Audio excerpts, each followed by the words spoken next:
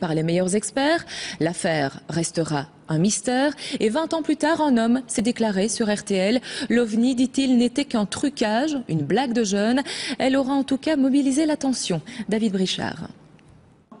4 sources de lumière, une forme de triangle, cette photo a fait le tour du monde. C'est même l'un des clichés d'OVNI les plus célèbres. Prise dans le ciel belge en 1990, elle apparaît au moment où des centaines de personnes affirment avoir vu un objet volant non identifié survoler notre pays.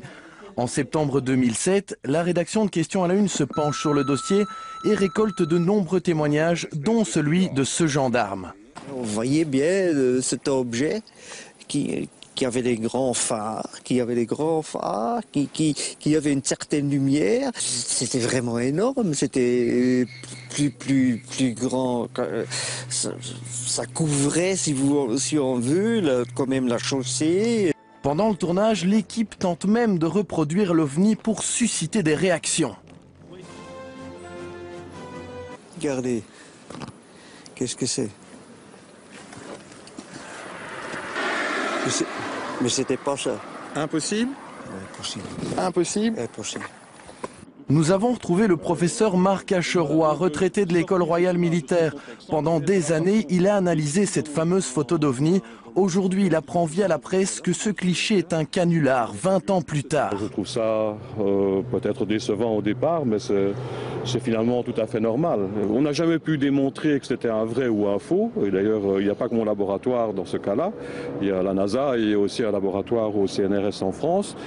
On n'a jamais pu démontrer qu'il s'agissait d'un faux ou d'un vrai. Ce qui manque, bien sûr, c'est de l'information de contexte.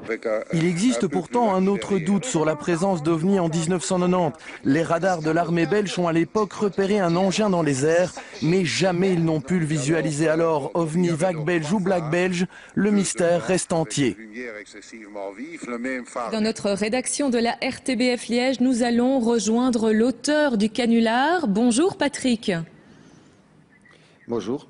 Alors je vous appelle simplement Patrick, je précise, on ne se connaît pas, mais vous ne souhaitez pas que votre nom soit dévoilé publiquement.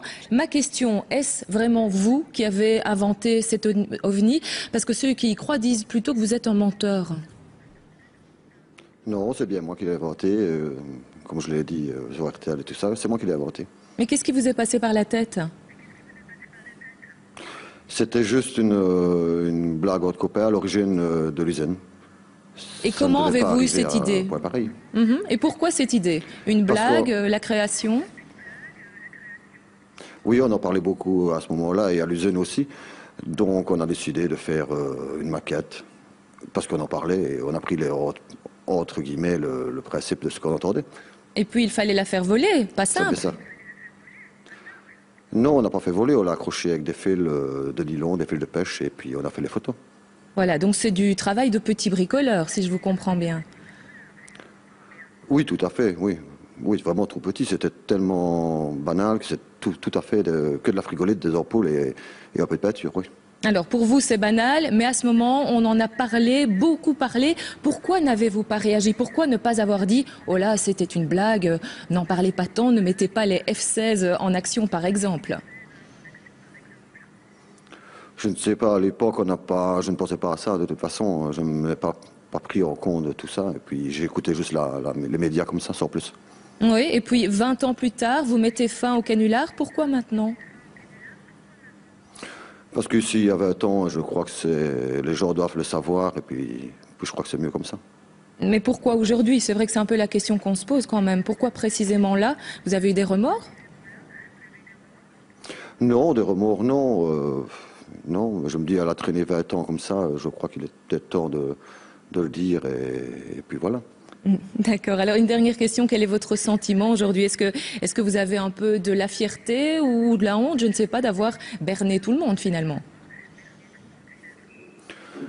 La fierté d'avoir fait une photo comme ça qui a fait cette ampleur-là, certainement. Bon, j'avais 18 ans, donc on peut ne pas être fier de ça, c'est un peu bête. Mais berner tout le monde, je n'ai pas essayé de berner tout le monde, j'ai laissé les médias faire et ça, c'est arrivé à ça. D'accord, c'est un peu notre faute si je vous suis bien. Non, je ne dis pas que c'est votre faute d'être là. Non, ça a suivi le cours que ça devait suivre, point barre. On n'est pas plus que ça. Point barre. Merci beaucoup en tout cas d'être venu en direct dans ce journal pour expliquer cette supercherie. Donc merci beaucoup. Et puis